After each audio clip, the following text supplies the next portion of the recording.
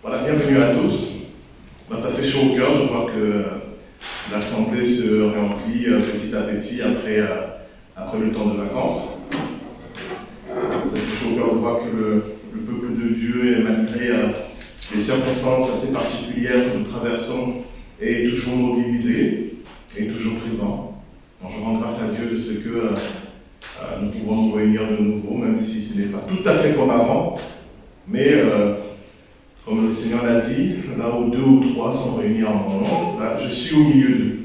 C'est pourquoi nous avons cette assurance et cette paix que le Seigneur est là au milieu de nous. Et j'ai déjà eu l'occasion de le dire, mais je le redis encore, le vrai défi pour nous maintenant, c'est pas de dire à Dieu viens, viens, viens, parce qu'il nous a dit je suis là. Maintenant, le vrai défi pour nous, c'est d'être sensible à sa présence. Le vrai défi pour nous, c'est d'être véritablement là. Voilà. Que notre corps est là, mais nos pensées ne sont peut-être pas là. Notre corps est ici, mais notre attention est peut-être encore dans telle chose que nous avons vécue cette semaine. Notre corps est là, mais peut-être que nous sommes encore en train de réfléchir à ce que nous allons faire dans la semaine qui vient. Et en fait, nous pouvons, comme cela, louper un rendez-vous avec Dieu parce que lui, il est là et nous ne sommes pas là. Alors, je vous propose, pour entrer dans ce culte, de prier pour demander au Seigneur à nous aider à être vraiment présents, à être totalement, entièrement ici. Oh, vous m'écoutez? C'est les masques que j'ai. C'est toujours compliqué avec les masques. Je ne sais pas si vous me souriez, si vous me tirez la langue, si vous faites... Je ne sais pas, c'est assez problématique. Voilà. Donc on va prier aussi pour que notre problème technique soit résolu.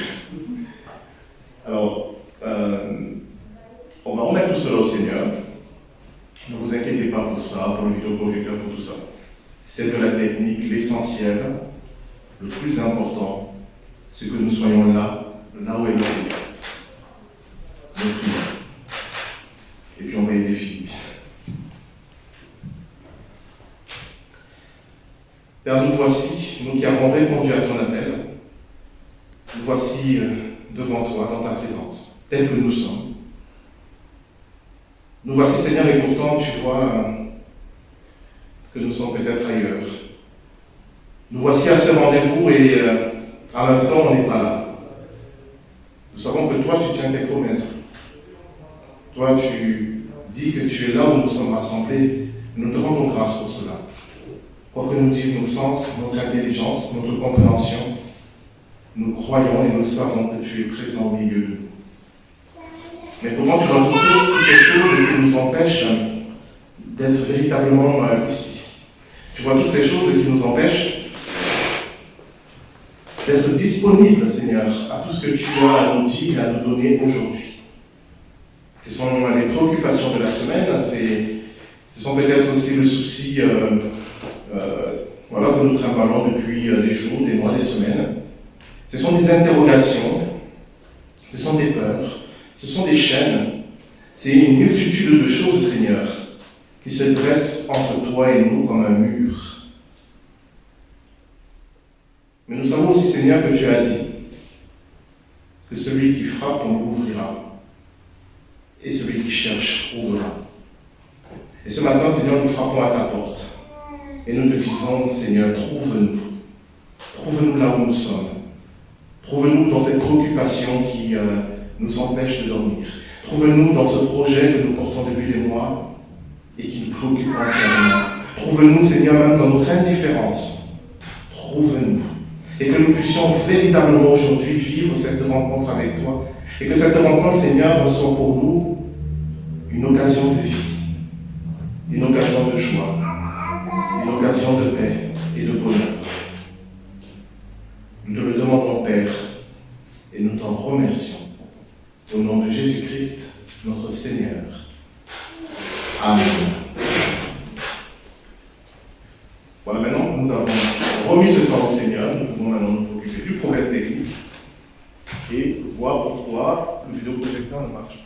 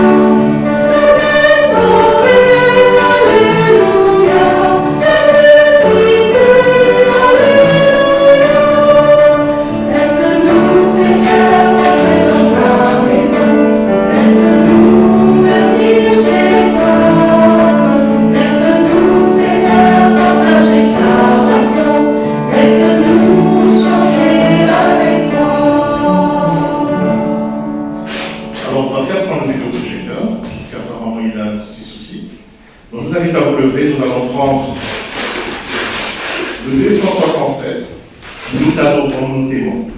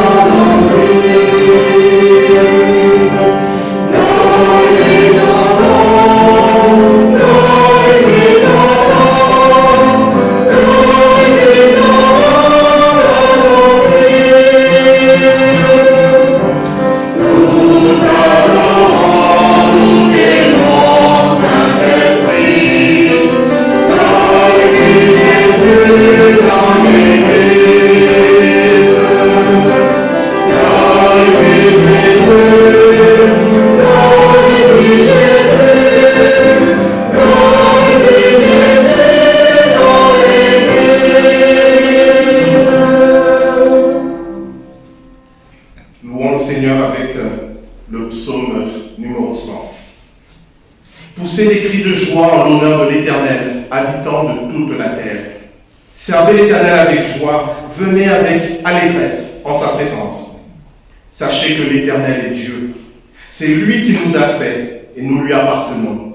Nous sommes son peuple, le troupeau dont il est le berger. Entrez dans ses portes avec reconnaissance, dans ses parvis avec des chants de louange. Célébrez-le, bénissez son nom, car l'Éternel est bon. Sa bonté dure éternellement et sa fidélité de génération en génération. Amen.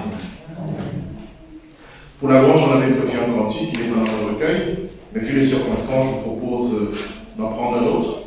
Est-ce que l'on trouve une proposition d'un cantique? N'ayez pas peur. Le 280. J'espère que la pianiste le connaît.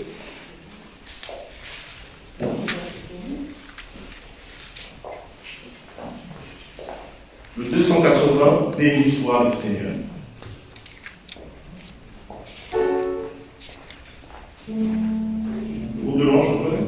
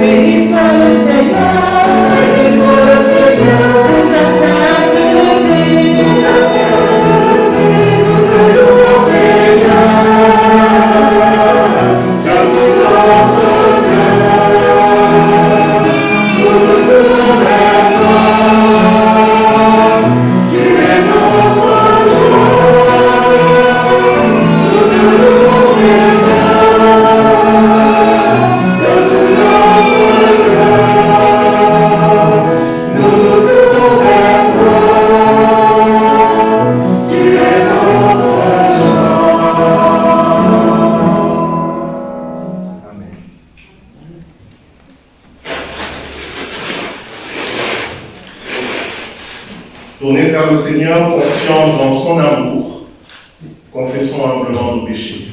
Nous prions.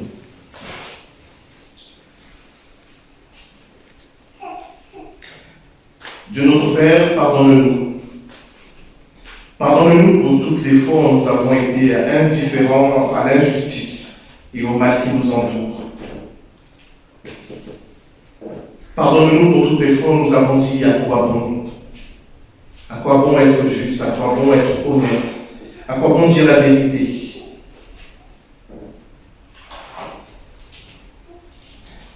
Pardonne-nous pour toutes les fois où nous avons été tentés, Seigneur, de marcher sur les chemins de la méchanceté,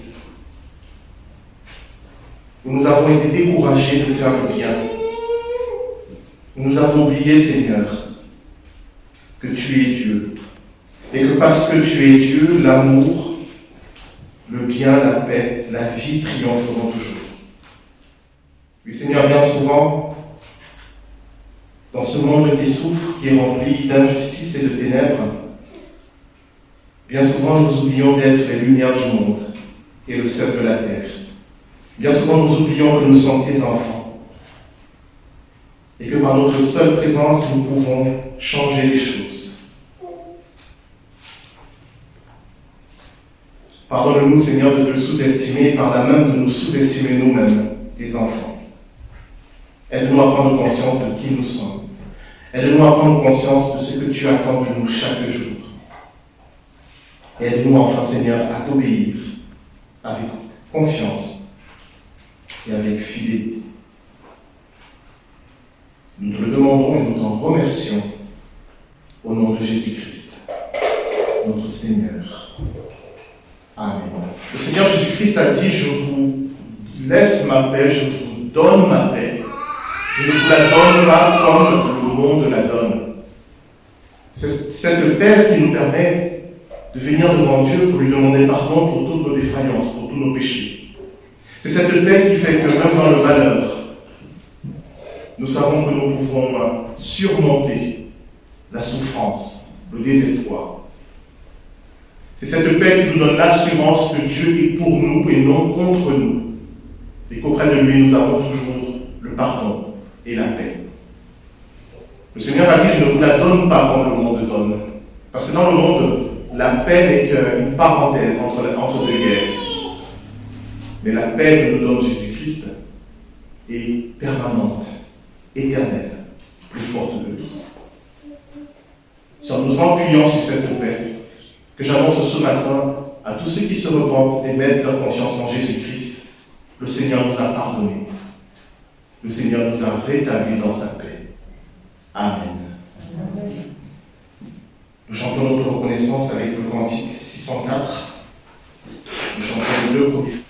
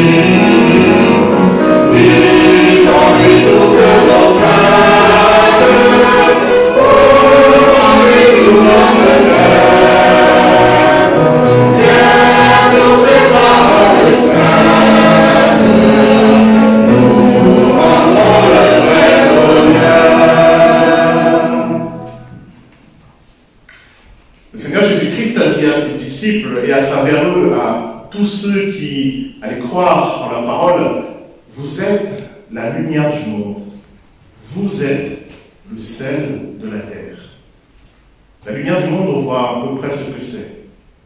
La lumière brille pour que les ténèbres soient dissipées. La lumière brille pour que les autres voient. Le rôle de l'Église, c'est de briller dans ce monde pour que le monde sache qu'il y a un Dieu d'amour et un Dieu qui vient. Mais vous êtes le sel de la terre, c'est parfois un peu plus compliqué à comprendre parce que au temple de Jérusalem, lorsqu'on offrait des sacrifices à Dieu, pour que le sacrifice ne brûle pas trop vite, ne se consume pas trop vite, on rajoutait du sel. Et donc le sel empêchait la consommation du sacrifice. Et puis aussi, le sel a des vertus de conservation.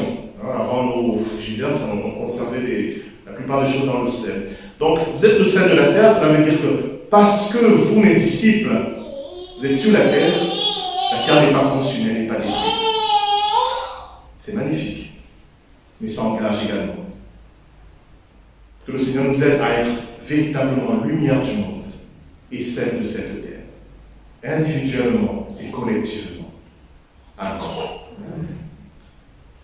Quel ami fidèle et temps, nous chantons le dernier couplet. 604 toujours.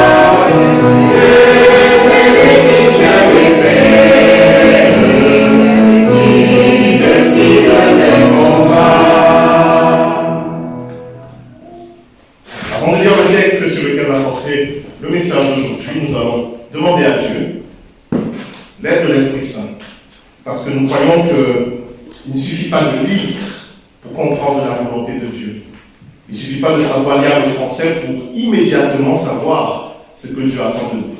On a besoin que le Saint-Esprit, au-delà de ce que nous sommes capables de comprendre à présent, le Saint-Esprit nous aide à discerner à travers cette lecture, à travers le message, ce que Dieu attend de nous. Nous prions. Seigneur, ta parole est la vérité. Sanctifie-nous par la vérité. Que ton Esprit, Seigneur, nous aide à discerner ta volonté pour nos vies et pour l'Église. Que ton Esprit nous aide à entendre, à comprendre, à garder et à mettre en pratique tout ce que tu nous diras aujourd'hui. Tu vois les obstacles qu'il y a dans nos vies à ce que ta parole fasse pleinement son œuvre. Nous te le demandons ce matin, Seigneur, viens enlever ces obstacles, afin qu'il n'y ait aucun mur de séparation entre toi et nous. Nous te le demandons et nous t'en remercions au nom de Jésus-Christ. Amen.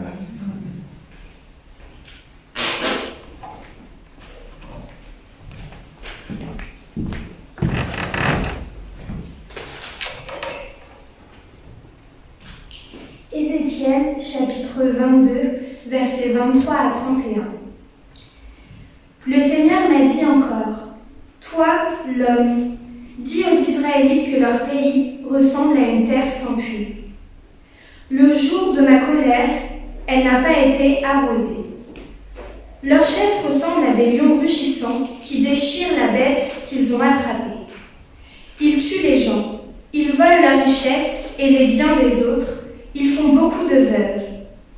Leurs prêtres désobéissent à mes lois et ils ne respectent pas les lieux qui me sont consacrés. Ils ne font pas la différence entre ce qui est sacré et ce qui ne l'est pas. Ils n'enseignent pas aux gens à distinguer ce qui est pur et impur. Ils traitent avec mépris le jour du sabbat. C'est pourquoi personne ne me respecte parmi eux. Les chefs du peuple sont dans Jérusalem comme des loups qui déchirent la bête qu'ils ont attrapée. Ils tuent les gens pour voler leurs biens.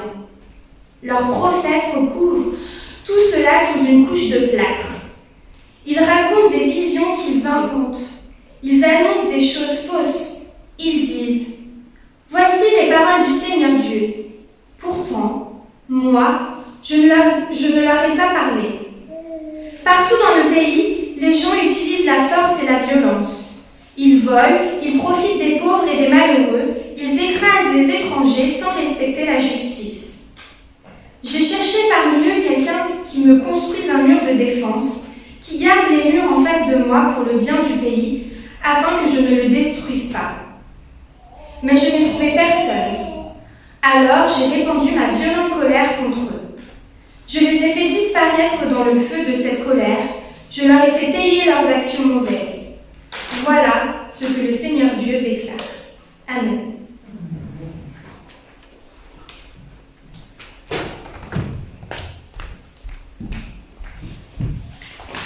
Pour cette lecture, ça a des frises, hein? On a de toute façon l'habitude d'entendre telles paroles, et pourtant, les jugements de Dieu dans la Bible, il y en a plein.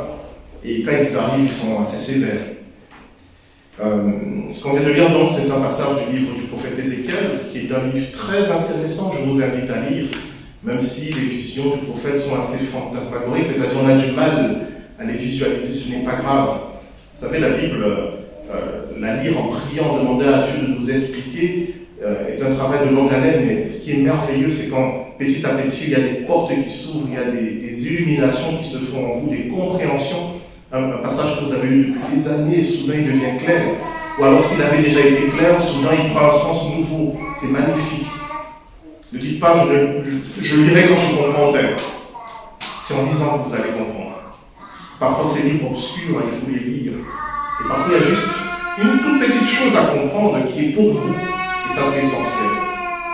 Donc le livre du prophète Ézéchiel est très intéressant. Le prophète Ézéchiel est très intéressant parce que le prophète Ézéchiel est un prêtre à l'origine. Il fait partie de la classe des prêtres.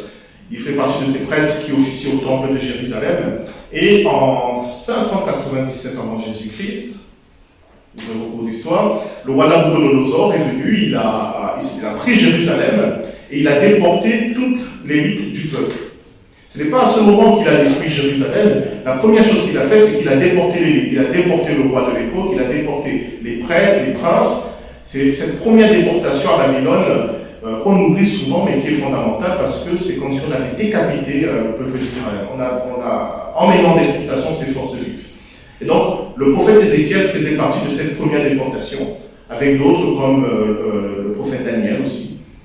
Et donc, en l'an 597 avant Jésus-Christ, première déportation, donc il y a ces Juifs qui sont à Babylone. Mais le temple de Jérusalem continue de fonctionner. Nabuchodonosor a installé un nouveau roi. Et donc les déportés à Babylone se disent peut-être notre peuple va se révolter, peut-être il va y avoir une grande guerre, on va être libérés. C'était ça leur espérance. Et Ézéchiel se disait cela. Et puis un jour il a une vision à Babylone. En plein Babylone, il voit le trône de Dieu. Et pour lui c'est un choc. Nous on a du mal à comprendre, mais en quoi le trône de Dieu à Babylone c'est un choc. Pour un prêtre, c'est un choc. Parce que pour un prêtre et pour un Israélite, le trône de Dieu est à Jérusalem. C'est le lieu saint. Il voit le trône de Dieu à Babylone, qui est la ville païenne par excellence. Qu'est-ce que le trône de Dieu fait là? On a envie de demander à Dieu, qu'est-ce qui se passe? Pourquoi tu n'es pas à Jérusalem? Et c'est comme ça que sa vocation de prophète a commencé. Il a compris, à ce moment-là, que c'était fichu. Le trône de Dieu n'est plus à Jérusalem, il est en pleine Babylone. Mais derrière cette vision, il y avait également un message d'espoir. Dieu n'est pas que Dieu à Jérusalem, il est Dieu sur toute la terre. Même Babylone, la ville païenne, ne lui résiste pas. S'il veut installer son trône à Babylone, eh bien son trône est à Babylone. Et c'est aussi un message d'espoir. Dieu a suivi son peuple dans l'exil. Il était avec eux. Et c'est ce message que Dieu a envoyé le prophète Ézéchiel annoncer. Déjà, briser les faux espoirs des Israélites. Vous n'allez pas rentrer chez vous. Vous allez vivre 70 ans d'exil. Et l'essentiel des visions d'Ézéchiel, c'est cela. Dieu lui annonce que même si le temple est encore debout, il va être détruit, comme le prophète Ésaïe, Jérémie et d'autres prophètes l'avaient annoncé. Et pour un prêtre et pour un patriote, c'est Dieu d'entendre ça. Ta nation va être détruite. Le lieu qui représente la présence de Dieu sur terre va être détruit. Mais ce n'est pas grave. Parce que le trône de Dieu est à Babylone. Le trône de Dieu est là où Dieu veut. Et dans ce passage particulier que nous venons d'entendre, le Seigneur explique à Ézéchiel pourquoi le temple va être détruit. Il nous donne une description de la situation à Jérusalem qui est terrifiante. Une corruption des élites sans précédent. Et sa conséquence, une corruption du peuple. Il y a dans la Bible cette idée qui, je le pense, est vraie, parce que je crois que l'histoire l'a démontré, c'est que quand les élites sont corrompues, cette corruption finit par descendre tous les étages de la pyramide jusqu'à atteindre le peuple. Il y a un adage qui dit « le poisson pourrit par la tête ». Et c'est logique. Si celui qui a le plus de pouvoir est corrompu, qu'est-ce qu'il va faire? Il va favoriser les gens qui sont comme lui. Et donc, les autres ils vont se dire quoi? Pour être favorisé, il faut les imiter. Et du coup, petit à petit, la corruption s'étend.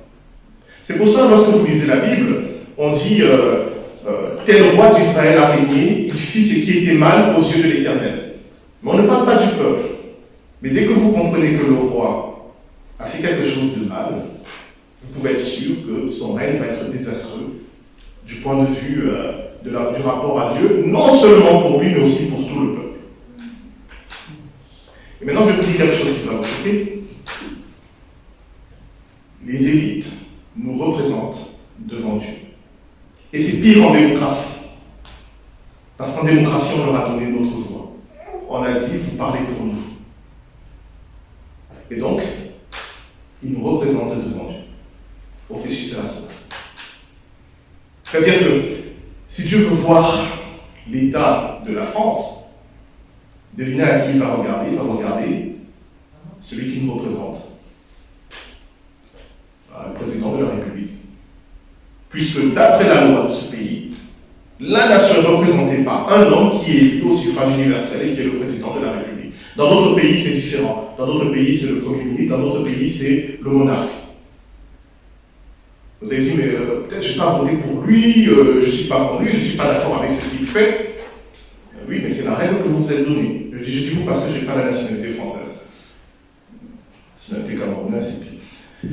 C'est vrai que vous vous êtes donné, vous avez dit, il va nous représenter. Et vous pensez qu'il vous représente tout simplement d'un point de vue diplomatique, d'un point de vue spirituel, il vous représente aussi. C'est pour ça que l'apôtre Paul dit, prier pour les autorités, ce n'est pas un jeu, c'est important. On a intérêt à ce que ceux qui nous représentent soient des gens sages, qui pratiquent la justice et qui fassent le bien. Donc il faut vraiment prier pour eux, surtout si vous ne les aimez pas. On n'a aucun intérêt à ce que ce soit des fous, des guignols qui fassent n'importe quoi. Priez pour vos autorités. Et c'est vrai à tous les échelons. Donc, description d'Israël avec des élites corrompues. Les chefs du peuple sont des violents. Les prêtres qui étaient chargés de rappeler les volontés de Dieu sont corrompus. Les prophètes inventent des visions pour gagner des sous. Vous savez, les prophètes qui donnent des prophéties à la commande. J'ai vu que tu vas réussir. Un prophète qui ne vous annonce que de très bonnes choses, méfiez-vous. C'est très rare. Il y a un pasteur, Timothy Keller, qui dit ce Dieu que tu pries et qui est toujours d'accord avec toi n'est pas Dieu, mais n'est que ta volonté déifie. Voilà. Si Dieu dit lui à tout ce que vous voulez, méfiez-vous, ce n'est que vous qui avez déifié votre propre volonté. Donc, on a cette situation de corruption, et puis, très intéressant, et c'est ce sur quoi je voudrais parler avec vous aujourd'hui, c'est Dieu dit, mais ils sont corrompus, ils font le mal, le pays est rempli de violence, et puis il dit, j'ai cherché quelqu'un qui construise un mur, et puis dans cette autre traduction, qui se tient à la brèche, pour que je ne détruise pas le pays. C'est bizarre. Dieu dit, ils sont corrompus, ils font le mal, ils vont voir ce qu'ils vont voir, mais j'ai cherché quelqu'un qui va m'empêcher, et je n'ai trouvé personne. C'est pourquoi le jugement va tomber. J'ai cherché quelqu'un qui se tient à la brèche pour le pays. Et je n'ai trouvé personne. Et ça, c'est terrible. Et c'est désastreux. Et c'est quelque chose que... il y a tellement de choses à dire, mais est-ce que vous êtes prêts à rentrer chez vous vers 17h ou bien... Voilà. Il y a tellement de choses à dire, je vais essayer d'aller à l'essentiel. Se tenir à la brèche. Quand vous lisez les Écritures, vous voyez que Dieu, à chaque fois qu'il veut prononcer un jugement contre le péché, il va toujours chercher quelqu'un qui va intercéder pour le pécheur. Souvenez-vous de l'histoire de Sodome et Gomorrhe. Dieu dit à Abraham, je vais détruire Sodome et Gomorrhe. Pourquoi il lui dit? Pourquoi il ne va pas directement leur balancer des météorites sur la gueule? Pourquoi il dit à Abraham? On a le même épisode lorsque Dieu donne les 10 commandements à Moïse. Pendant ce temps, le peuple adore le veau d'or, et Dieu se met en colère. Il dit à Moïse, je vais détruire ce peuple, et à partir de toi, je vais reconstruire notre peuple. Relisez ces passages, et vous allez voir qu'à chaque fois, Abraham et Moïse, qu'est-ce qu'ils font? Ils disent, Seigneur, non, s'il te plaît, prends pitié, épargne-les. Parfois ça marche, comme dans le cas de Moïse. Parfois ça ne marche pas, comme dans le cas d'Abraham, parce qu'Abraham est un optimiste.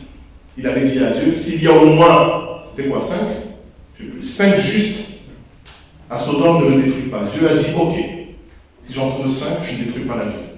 Il n'y a même pas 5. Abraham n'aurait jamais imaginé que leur état de décrépitude était à ce point qu'il n'y avait pas 5 justes dans toute une ville. Mais, à ce moment-là, que ce soit Abraham, que ce soit Moïse, se sont tenus à la brèche pour prier en faveur du peuple.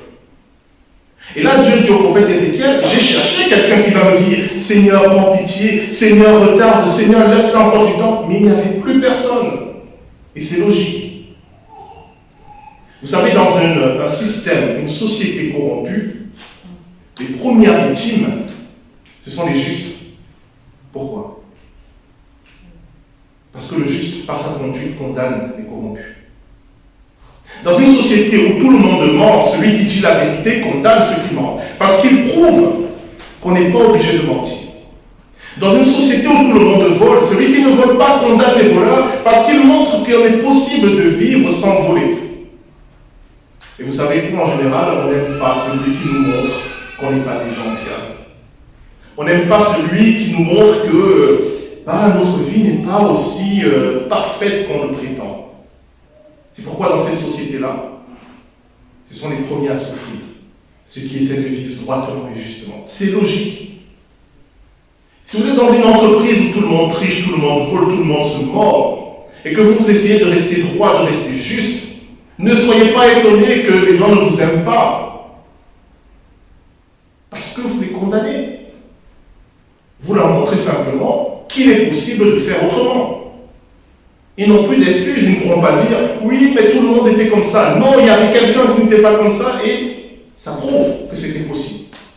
Alors, que fait le groupe? Le groupe élimine celui qui le condamne. Regardez l'histoire, ça a toujours été comme ça. Et dans les Écritures, c'est pour cela qu'on tue les prophètes. C'est pour cela que le Seigneur Jésus-Christ a été crucifié. On n'aime pas ceux qui nous donnent mauvaise conscience. Mais le problème, c'est qu'à force de persécuter le juste, à force de le supprimer, quand Dieu vient rendre son jugement, qui va intercéder? Il n'y a plus de juste. C'est pour cela que les Écritures disent que le méchant creuse lui-même sa tombe. C'est-à-dire qu'en persécutant le juste, il est en train d'éliminer la seule personne qui pouvait intercéder pour lui. Et donc, le jour du jugement, il est seul. Qui va dire en sa faveur, Seigneur, prends pitié de lui? Il n'y a plus personne.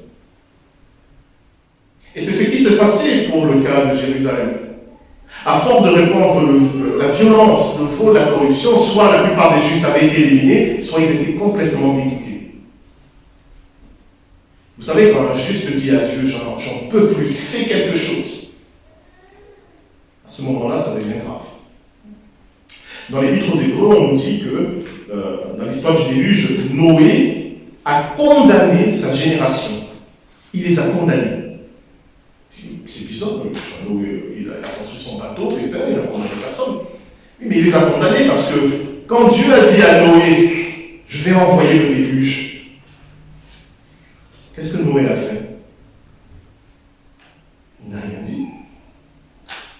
Seigneur, s'il te plaît, aie pitié, Seigneur, pardonne-leur. Pourquoi il n'a rien dit? Parce qu'il n'en pouvait plus. Il en avait marre. Il n'en pouvait plus de sa société corrompue, violente. Quand Dieu a dit, je vais envoyer le déluge, il a dit, enfin! Merci Seigneur! Ouf, ça va prendre fin. Quand une société en arrive où le juste réclame à Dieu la justice, alors le jugement n'est plus loin.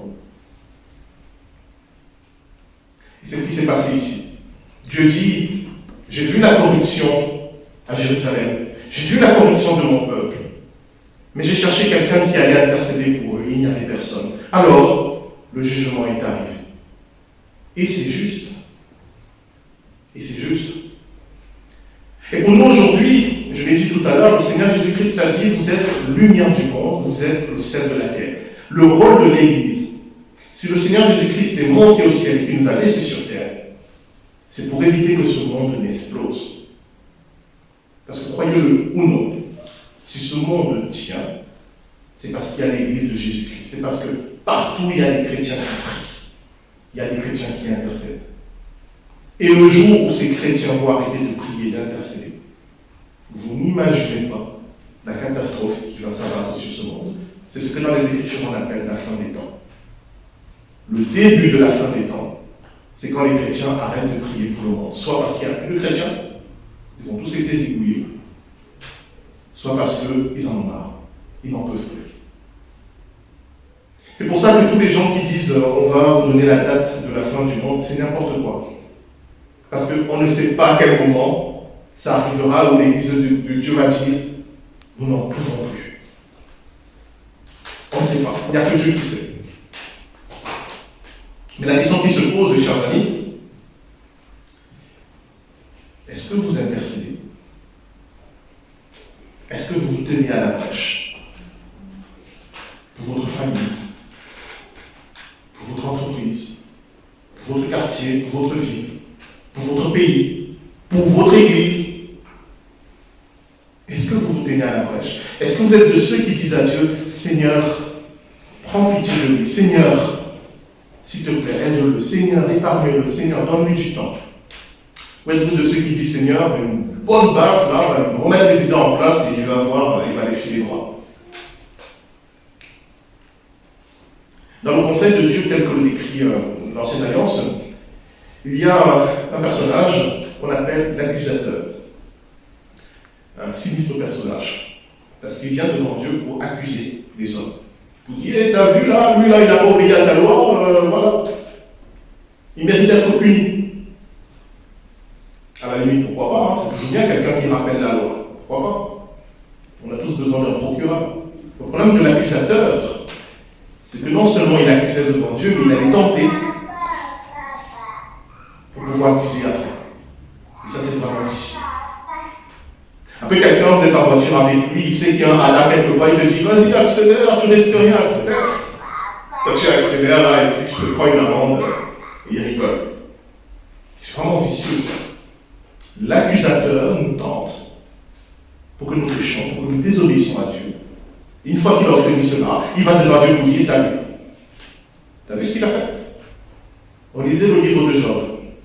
Ça nous parle de ça. Donc c'est pour vous dire que le poste est déjà pris. D'accord?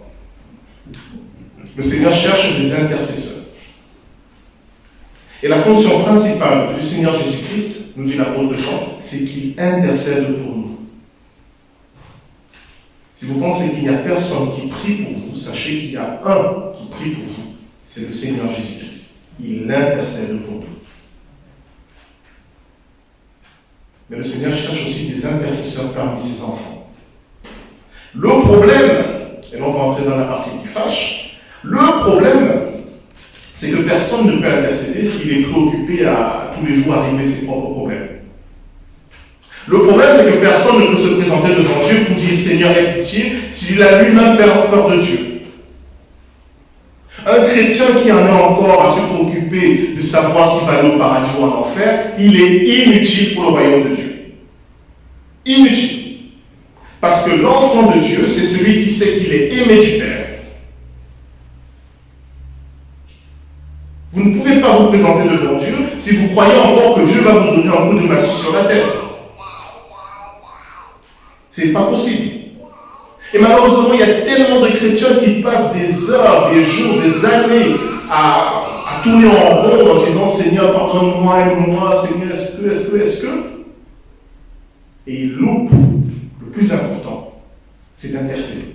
Parce que les intercesseurs ne sont pas meilleurs que les autres. J'ai utilisé le terme de juste parce que c'est le terme dans les Écritures. Le juste n'est pas celui qui est parfait.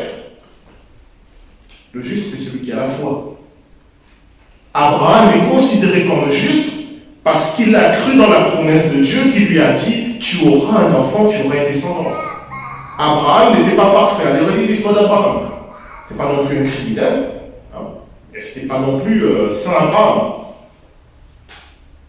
Moïse n'était pas parfait. Aucun de ses hommes n'était parfait. Le seul intercesseur parfait, c'est le Seigneur Jésus-Christ, mais c'est pour une autre raison. Donc, être un intercesseur ne veut pas dire qu'on a tout réglé dans sa vie, qu'on n'a plus de problème et enfin, on peut se préoccuper des autres. Être un intercesseur, cela veut dire qu'on choisit de faire confiance. J'ai peut-être 10 000 problèmes dans ma vie, j'ai peut-être plein de trucs que je n'ai pas résolus, mais je me présente devant Dieu pour les autres. Combien de prières vous faites en faveur des autres? Combien de fois priez-vous pour les autres? Je vais vous dire maintenant quelque chose. On reçoit beaucoup plus quand on prie pour les autres que lorsqu'on prie pour soi-même. J'ai beaucoup plus reçu dans ma vie lorsque j'étais préoccupé par les autres que par moi-même. Des problèmes qui me préoccupaient ont été réglés comme ça parce que j'étais préoccupé à régler les problèmes des autres. J'étais préoccupé de ce qui préoccupait Dieu. Si vous comprenez cela, je ne dis pas que c'est facile, mais si vous comprenez cela, si vous comprenez cette dynamique dans laquelle le Seigneur veut nous inscrire, votre vie chrétienne va basculer. C'est ce que les Écritures disent lorsque le Seigneur dit il y a plus de joie à donner qu'à recevoir. Ce n'est pas juste un truc de morale, il faut donner ton offrande, ça c'est le basique. Il y a plus de joie à donner qu'à recevoir. Cela veut dire que c'est quand vous allez donner que vous allez connaître la vraie joie de Dieu. Et c'est vraiment un mystère parce qu'intuitivement on n'y pense pas. En général, on assaille Dieu de nos demandes. On sort de lister au Père Noël, je veux. C'est bizarre, il ne nous donne pas. C'est bizarre. J'ai crié, j'ai pleuré, je me suis roulé par terre, j'ai boudé, il n'a rien donné. Peut-être changer de méthode. Peut-être considérer qu'il a entendu. Considérez qu'il connaît même mieux que vous vos besoins. Considérez qu'il s'en occupe. Et commencez à lui demander, Seigneur, voilà, qu'est-ce que je peux faire pour toi? Seigneur, voilà, mon pays va mal. On sent une tension, on sent la violence. S'il te plaît, aide ce pays à ce que la paix revienne. Et vous allez voir que celui qui se tient à la brèche, celui qui prend position devant Dieu en faveur du peuple, celui-là est béni. Et c'est le rôle de l'Église. Alors ça peut vous paraître bizarre, et je sais ma dernière partie, bon, ça veut dire quoi, se tenir à la brèche, comment faire, voilà. Eh bien, cela veut déjà dire ce que j'ai exprimé, sortir de cette dynamique, l'être au Père Noël, dans notre rapport avec Dieu. Je veux, et puis je fais la liste, il m'a donné ça, si il ne m'a pas donné ça, qu'est-ce qu'il fait? Commencez à considérer que vous avez tout ce dont vous avez besoin. Si vous ne partez pas de là, vous allez passer votre temps à courir à droite et à gauche sans jamais être heureux. Ce monde matérialiste, est-ce qu'il nous rend heureux? Franchement, est-ce qu'on est plus heureux? Alors peut-être ce n'est pas ça le chemin. Peut-être le chemin, c'est de considérer que Dieu nous aime. Comme on l'a dit une fois, l'Éternel est mon berger, je ne manquerai de rien. Moi, je pars de là. Je ne manquerai de rien. Ok, ça c'est réglé. Maintenant, Seigneur, qu'est-ce que je peux faire pour toi? Qu'est-ce que je peux faire pour les autres? Comment être disponible? Quel sujet de prière veux-tu que je prenne cette semaine, par exemple? Pendant une semaine, je choisis un sujet de prière qui ne me concerne pas, et pendant cette semaine, je prie. C'est un exemple des choses qu'on peut faire. Moi, au début de ma vie chrétienne, c'est un peu compliqué parce que j'ai du mal à situer le début. À un moment, je me suis dit, Seigneur, je me préoccupe de tes problèmes et toi, tu te préoccupes des miens. On fait un deal comme ça. Moi, je me soucie de tes problèmes et toi, tu te soucies des miens. Ça m'est arrivé un gros point. Alors, je ne vous dis pas que certaines fois, je passe souvent des soucis, ça arrive, mais je dis, bon, Seigneur, ça me pèse, je te le remets. Et toi, tu me donnes ce qui doit me préoccuper. Quelles sont mes priorités? Pourquoi c'est essentiel? Parce que quand il n'y a personne qui se tient à la brèche, quand il n'y a personne qui intercède, eh bien, le jugement de Dieu arrive. Vous savez que Dieu juge, quand même. Dieu est amour, mais il est aussi justice. Je le dis parce que souvent, on a une vision un peu bisounours, à l'eau de rose du Seigneur, une sorte de gros bonhomme barbu au ciel, avec des joues roses, qui dit lui à tout, qui est d'accord avec tout, parce qu'il est gentil. C'est pas ce que les Écritures disent. Les Écritures disent que Dieu est miséricordieux, il est patient. Miséricordieux, ça veut dire qu'il nous laisse du temps. Il nous pardonne, il nous laisse du temps, il est patient. Mais il est juge aussi. Et c'est logique. Est-ce que vous aimeriez vivre dans une société où le tueur, le voleur, le violeur, le menteur ne sont jamais punis? Moi non. Pourquoi? Parce que s'ils ne sont jamais punis, c'est exactement ce que j'ai dit au début. Ceux qui essaient d'être un peu droits vont se dire à quoi bon? On a remarqué que lorsque le mal reste impuni, il a tendance à se répandre. C'est ce que la Bible dit. Un peu de levain fait lever toute la pâte. Si le Seigneur reste indifférent à l'injustice, si à un moment il ne dit pas stop, notre monde devient invivable. C'est pour cela que sa justice est essentielle. Donc à un moment, il doit prononcer un jugement, il doit arrêter les choses. Mais comme il est miséricordieux, comme il est patient, il cherche des intercesseurs. Il cherche en priorité parmi ses enfants. Il cherche en priorité dans son église. Et quand il n'en trouve pas, eh bien le jugement tombe. Le problème, c'est que quand le jugement tombe, souvent les chrétiens sont les premiers à dire, mais Seigneur, pourquoi tu as fait ça? Où étais-tu pour intercéder? Où étais-tu pour te tenir à la brèche? Où étais-tu pour prier en faveur des autres? Moi, je crois que c'est notre enjeu principal, individuellement et collectivement, surtout dans les temps où nous sommes. Le monde a besoin de la prière des chrétiens. Sinon, ne pensez pas que les choses vont s'améliorer. Si vous pensez que cette dynamique-là est une dynamique vertueuse, de mon point de vue, vous vous trompez. Je parle de la dynamique de notre monde. Hein. Les choses ne sont pas en train de s'améliorer. Je ne sais pas si vous vous en rendez compte. Le monde a besoin de notre prière. Alors, je voudrais vous proposer, pour terminer maintenant, de prier, justement. Et d'abord, chacun pour sa part, je donne un exemple, de dire par exemple, Seigneur, chaque jour, donne-moi un sujet de prière qui ne me concerne pas. Ne commencez pas tout en disant, je vais oublier toutes mes préoccupations. La psychologie humaine n'est pas comme ça. Commencez petit, dites, Seigneur, un sujet de prière qui ne me concerne pas pour chaque jour, pour la semaine ou pour le mois, chacun selon ce qu'il veut. Mais que je me décentre de moi-même et que je commence à être tourné vers l'extérieur. Un sujet de prière, selon la fréquence que vous voulez. Et aide-moi à tenir. Et puis, se tenir à la brèche, c'est aussi pour son église. Parce que je ne sais pas si vous le savez, mais si vous ne priez pas pour votre église, si vous ne priez pas pour votre conseil presbytéral, qui est l'organe dirigeant de l'église, si vous ne priez pas pour ceux qui exercent les ministères dans cette église, eh bien vous vous tirez une balle dans le pied. Parce que s'ils font n'importe quoi, c'est vous qui allez souffrir en premier. Ça me semble logique. Priez pour votre église, priez pour le conseil presbytéral, priez pour le pasteur, parce qu'il se met devant vous, il vous dit des choses. S'il vous dit des âneries, c'est pas bon pour vous. Priez pour ceux qui ont des responsabilités dans l'église, c'est essentiel, parce que s'ils font bien leur travail, votre vie va s'améliorer, normalement. Voilà. Les deux sujets de prière que je vous propose.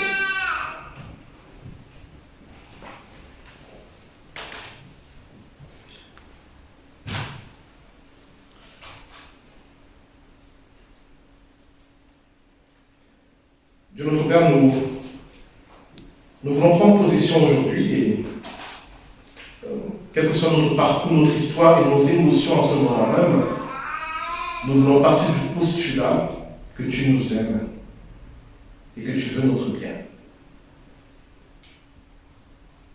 Et à partir de ce postulat, Seigneur, nous savons que tu prends soin de nous. Nous savons que chaque jour, tu nous donneras ce dont nous avons besoin. Et nous te demandons maintenant, Seigneur, de nous aider à nous décentrer de nous-mêmes pour commencer à être de ceux et de celles qui se tiennent à la brèche pour différents sujets, pour différentes personnes. Et que chaque jour, chaque semaine, chaque mois, selon la capacité de chacun et la volonté de chacun, je nous donne un sujet de prière en particulier que nous devons porter. Afin, Seigneur, que nous ne soyons pas engloutis par notre préoccupation pour nous-mêmes, et que nous commençons comme Abraham, comme Moïse, comme le Seigneur Jésus-Christ, à être des intercesseurs et non des accusateurs. Tu sais où chacun d'entre nous en est, tu sais nos traditions, nos manières de prier, là où nous en sommes dans la foi, que nous puissions vraiment trouver, Seigneur, le système, la méthodologie qui soit adaptée à nous. Mais surtout, aide-nous à persévérer dans cette démarche. Nous te demandons aussi, Seigneur, d'être un peuple qui se tient debout et qui intercède pour tous ceux que tu appelles à le servir. Nous te prions, Seigneur, pour tous ceux qui exercent une responsabilité dans l'Église, que ce soit au niveau du conseil presbytéral, au niveau des différentes activités, pour tous ceux qui participent. Nous te demandons de leur remplir de sagesse, d'intelligence, de justice, d'amour et de foi, et de bénir leur travail et de bénir leur service, parce qu'ils exercent en notre faveur, et que nous voulons vivre en paix dans ton Église. Nous te le demandons et nous t'en remercions. Au nom de Jésus-Christ, notre Seigneur. Amen.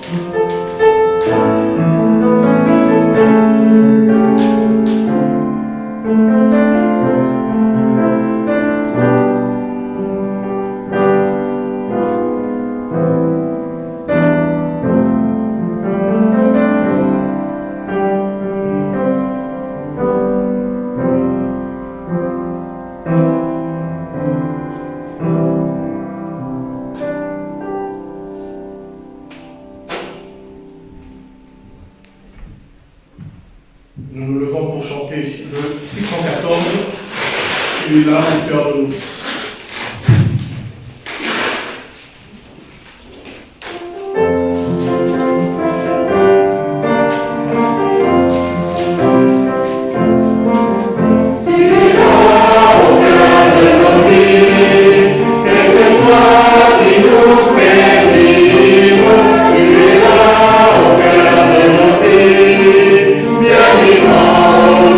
Jésus-Christ, dans le secret de nos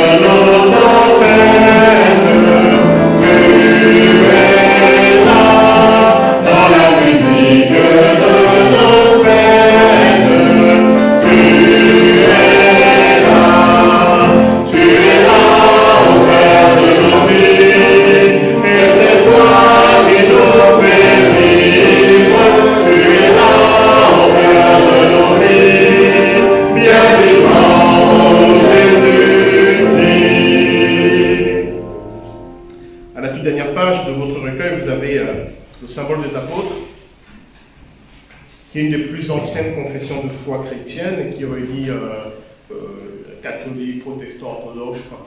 Parce que toutes les églises chrétiennes se reconnaissent dans cette confession de foi. C'est pour ça que c'est intéressant de la redire ensemble. Ce n'est pas simplement une récitation que nous faisons, mais nous nous inscrivons dans une histoire, dans une chaîne de témoignages. Puis nous disons à ceux qui sont parmi nous et qui sont peut-être d'une autre dénomination, nous disons notre foi avec eux.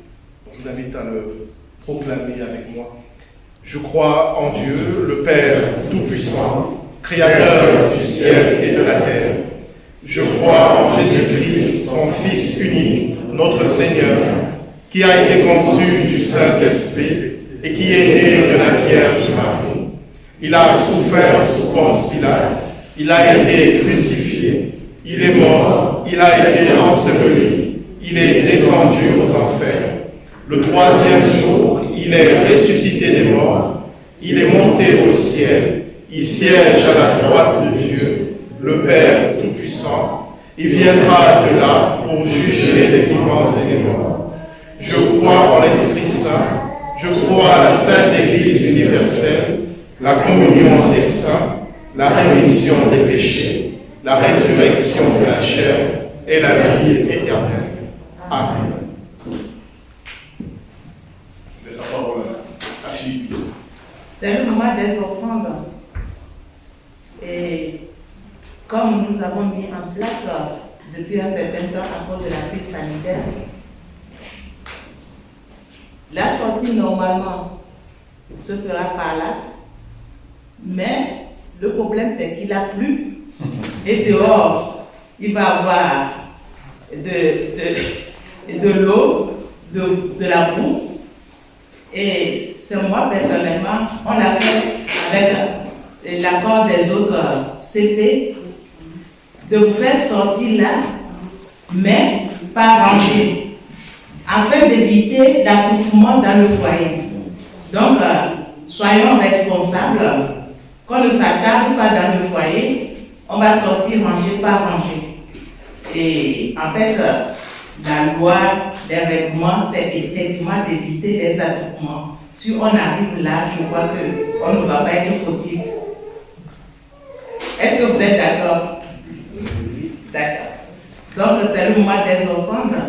Et nous allons prier, mais en sortant, on ne va pas passer dans les rangs. En sortant, vous mettez vos dons dans les paniers.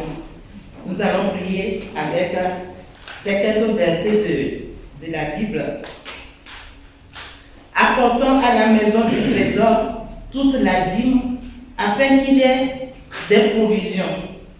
Mettons Dieu de la sorte à l'épreuve, et nous verrons s'il ne nous ouvre pas les écluses du ciel, s'il ne déverse pas sur nous la bénédiction au-delà de toute mesure.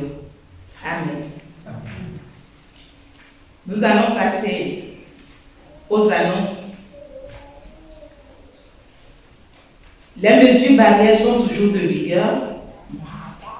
Donc, dans le temple, dans l'église, les masques sont obligatoires. Et c'est ce que vous faites. L'État et tout le monde vous remercie. Et le gel hydroalcoolique, on en a partout. Vous pouvez en profiter. Et la distanciation, pour le moment, on le fait. À la fin de la célébration, je vous propose de laisser sortir d'abord le pasteur. Pourquoi? Parce qu'il va se tenir à la brèche. Et si certaines personnes voudraient lui parler, peuvent lui parler. Mais qu'on évite l'attroupement toujours. Si une personne part avec le pasteur, les autres peuvent partir.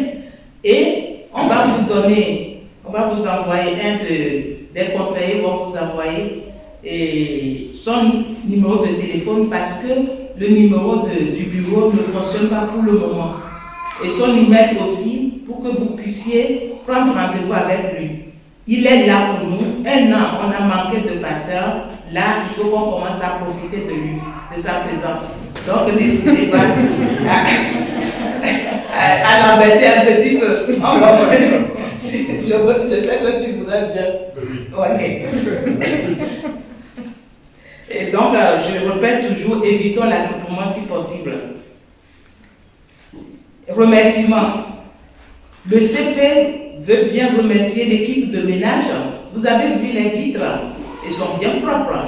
Hier, il y avait une équipe qui était venue pour faire le ménage. Et on appelle grand ménage. Et moi, je vais les citer. Il y a le couple pastoral qui était là. La famille Gunaratinam au complet, le père, la maman, les enfants, et Monique Meunier, Françoise Perru et Philippine. Nous voudrons les remercier. Pourquoi je dis ça? Parce qu'il y a dans notre langue, dans ma langue maternelle, un dicton qui dit les remerciements rehaussent la sauce. C'est-à-dire que fait que la sauce a plus de saveur. Et c'est notre devoir. Nous avons fait notre devoir, mais quand même les remerciements, humainement parlant, c'est pas mal. Et nous continuons toujours à remercier tout un chacun de vous qui se donne pour la vie de l'Église. Car l'Église n'appartient à personne. L'Église, c'est nous. C'est l'assemblée de Christ. Donc, à tous, à nous tous, faisons quelque chose pour la vie de cette Église. Nous avons annoncé aussi des dons volontaires pour acheter une caméra de façon à pouvoir bien visualiser le culte en direct. Et ça nous coûte 530. Le prix c'est 530 €. Et à l'heure actuelle, quand on a lancé les dons, et nous avons collecté 630 € pour la caméra. Amen. Vous voyez? Amen. Amen. Le Seigneur nous a écoutés. D'accord? Donc, nous remercions le Seigneur. Et je dis le verset qui est cher à notre pasteur. Je dis cher à notre pasteur parce que les 2 dimanches passés, j'ai toujours entendu ce verset. Il te sera fait selon la mesure de ta foi. Donc, je crois que c'est un verset central pour nous. Et avec notre foi, nous pouvons déplacer les montagnes. Notre Assemblée générale, et nous allons continuer à l'annoncer, peut-être que certains ont oublié, nous avons avancé la date. Donc, dans votre agenda, n'hésitez pas à le mettre. C'est le 27 septembre 2020, après le culte, comme d'habitude. S'il vous plaît, cette date-là, vraiment, mettez-la et n'ayez pas de rendez-vous. Venez. C'est le 20 septembre. Ah, d'accord, le 20 septembre. Oui, excusez-moi. Merci que tu sois là. Et donc, à nous tous, l'Assemblée, il faut qu'on vienne. Parce que le jour de l'Assemblée, après le culte, plusieurs personnes partent. L'Assemblée, c'est quoi? C'est l'ensemble des chrétiens. L'Assemblée de l'Épivot, c'est l'ensemble de nous. Donc, que ça concerne tout un chacun de nous. Donc, je suis certaine que ce jour-là, vous serez nombreux à rester pour qu'on puisse débattre de la vie de l'Église. Parce qu'une fois débattu, ce n'est pas la peine qu'après on critique. Il faut discuter. Personne n'a la vérité. Essayons de discuter et de trouver la meilleure façon de diriger l'Assemblée du Christ.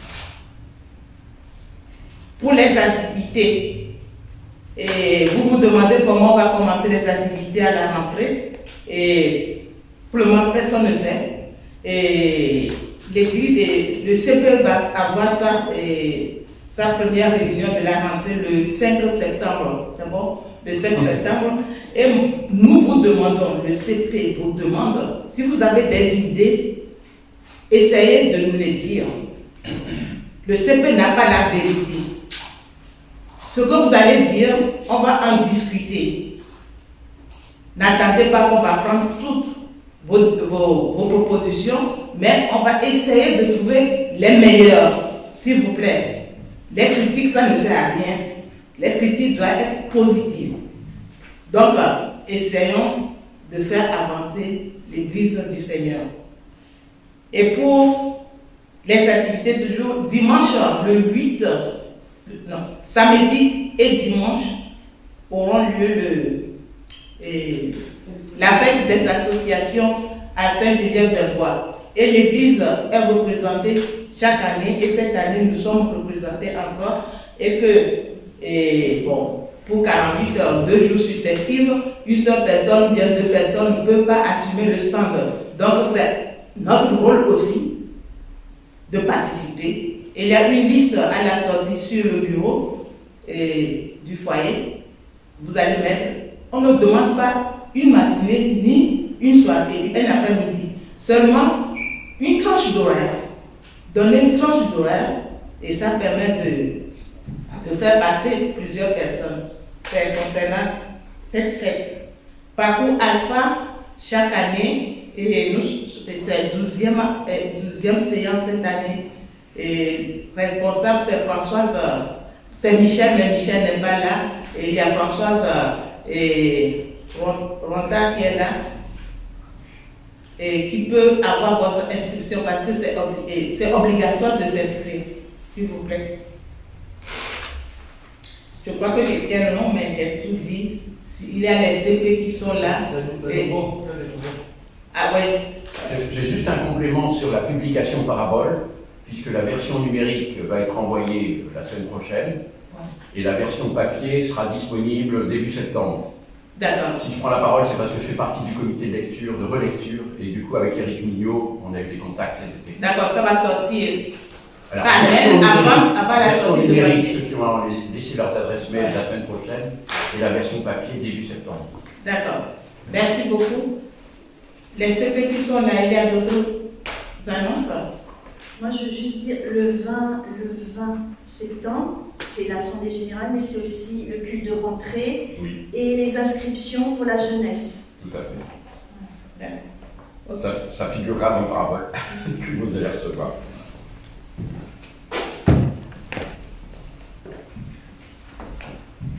Apparemment, il y a des... Concernant les nouveaux, on fait un chant pour les nouveaux, les nouveaux.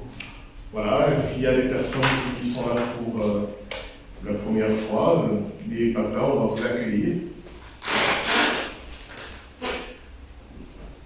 Bienvenue. Alors, est-ce que je peux guider comment si je suis nouveau d'une certaine manière? Il se présente, il nous dit comment il s'appelle. Avec le son mal. Je vous laisse la parole. Du coup, je m'appelle Gaëtan, j'habite à Sainte-Geneviève. Enchanté Gaëtan, bienvenue. Je m'appelle Nadine Valérie. Je suis à Sainte-Geneviève. Enchanté, bienvenue. Donc il y a cantique d'accueil. Oui. Je vous invite à vous lever pour les accueillir au milieu de vous. 533.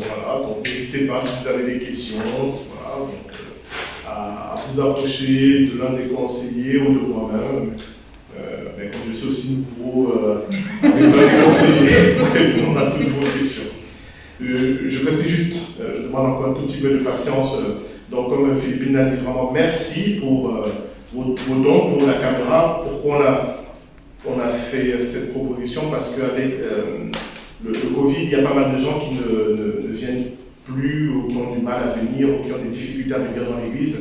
Et cette caméra en particulier, elle permet, en même temps qu'elle filme, de diffuser en direct sur Facebook, sur YouTube, le culte. Et donc, c'est ça l'intérêt en fait. Et elle coûte un peu cher parce qu'elle a cette particularité que le culte pourra être regardé en direct en même temps qu'il est filmé. Et donc, on va pouvoir faire cet achat grâce à vous. Mais je le dis aussi parce que c'est vrai que là, il y a une tendance qui s'installe. C'est un outil qui nous permet de pallier un manque, mais l'Église véritable se vit en présence. Le corps du Christ n'est pas encore virtuel. Donc, bien sûr, on a des places limitées, donc tout le monde ne peut pas être là, mais quand vous pouvez, venez. C'est très important ce côté charnel aussi. C'est fondamental. Donc, on essaie de pallier au manque avec la caméra, mais ça n'empêche que lorsque nous nous retrouvons ici, il y a quelque chose de plus qui se vit que lorsqu'on est simplement dans le virtuel. Ça évitera aux jeunes hommes de rester debout toute la... Et ça évitera aux jeunes hommes, à celles qui se dévouent, qui fait le montage. Et avant de donner la parole à Philippine, j'en profite pour dire qu'on n'a pas pu mettre en ligne le culte de la dernière fois parce qu'il y a un souci, on n'arrive pas à le charger sur Google Drive, je ne sais pas pourquoi, voilà, ça pose problème. Donc on espère qu'avec justement cette caméra, il va pouvoir diffuser en direct et en même temps enregistrer directement sur YouTube.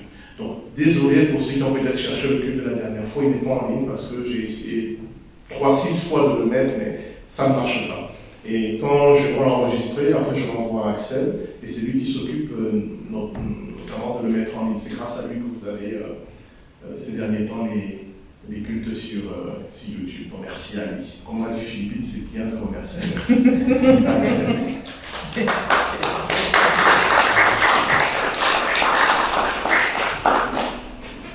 Je vous prie, n'oubliez pas de vous inscrire, Voilà. s'il vous plaît. Et tous les dimanches, pour qu'un jour, on ne dépasse pas le nombre prévu, s'il vous plaît.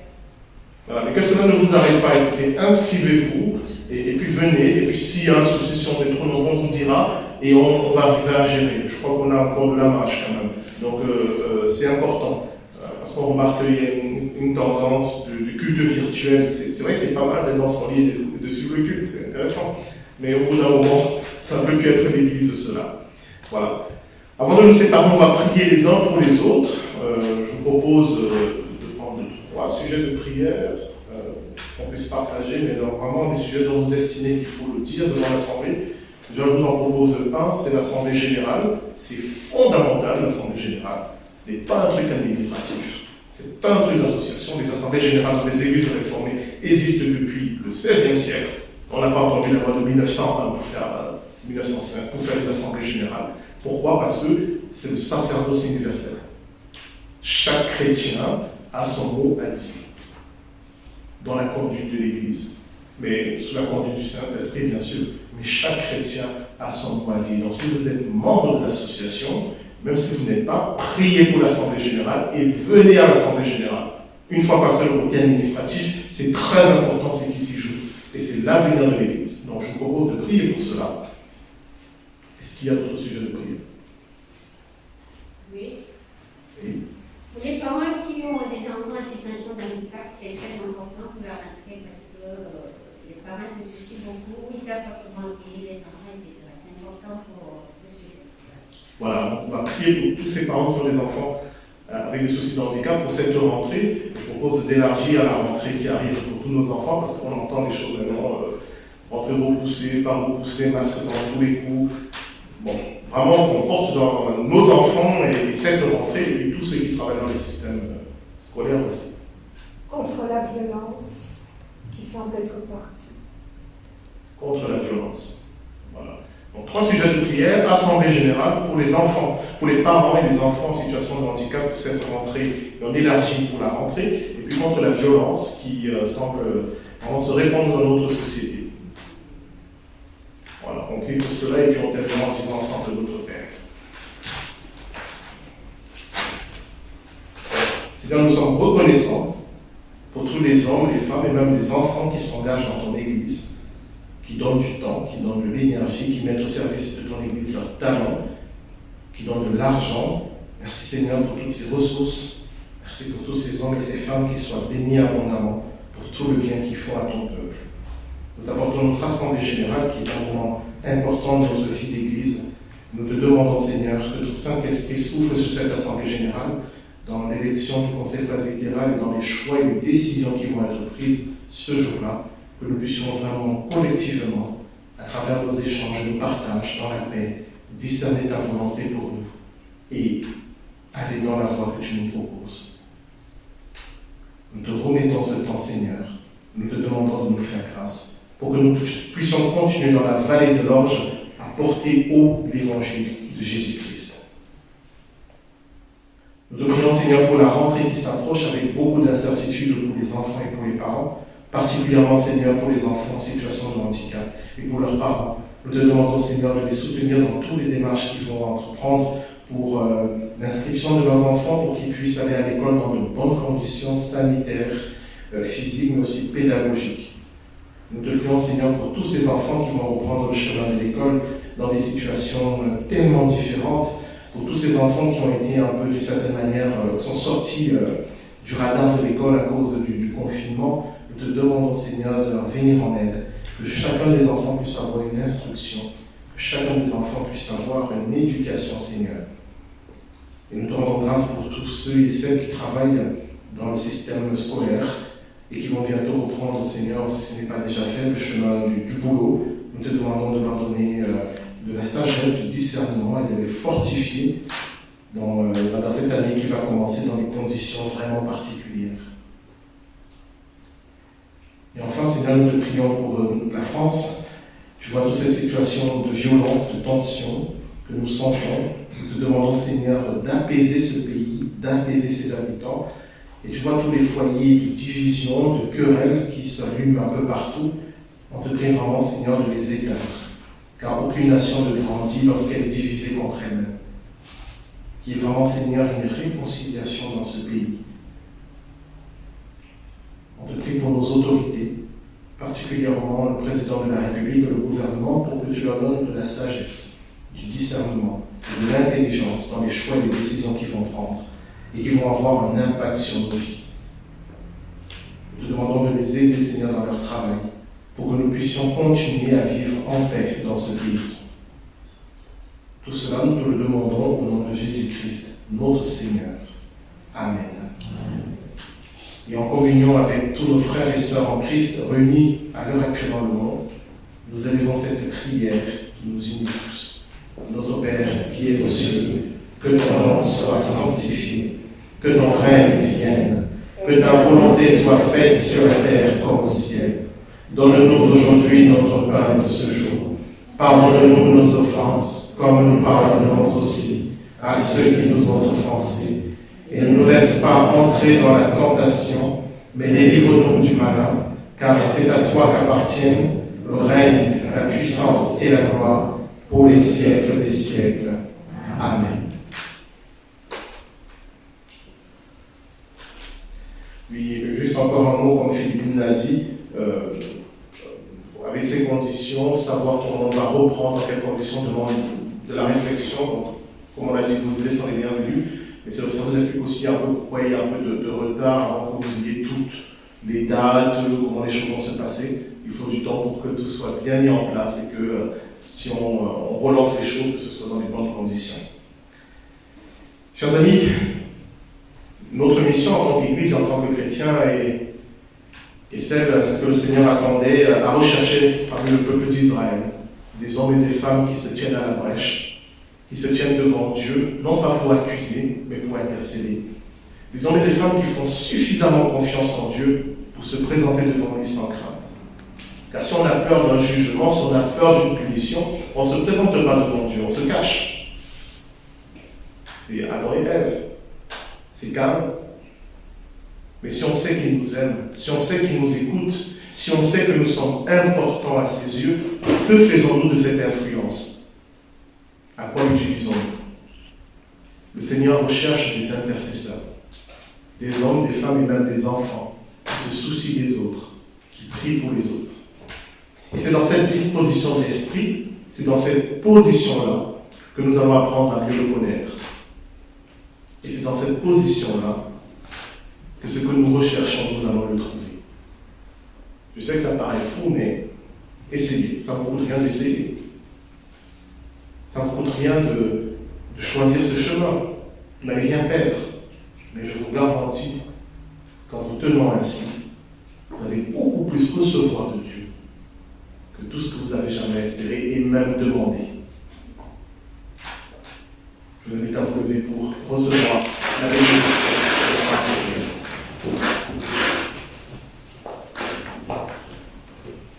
Que le Seigneur notre Dieu et notre Père nous bénisse tous et nous garde. Qu'il tourne sa face vers nous et nous donne sa paix.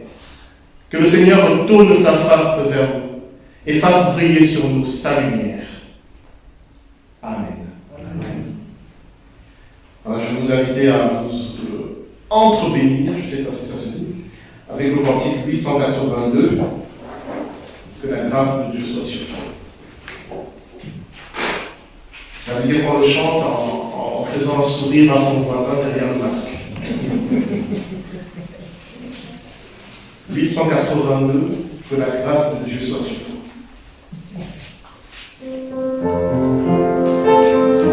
On le chante deux fois.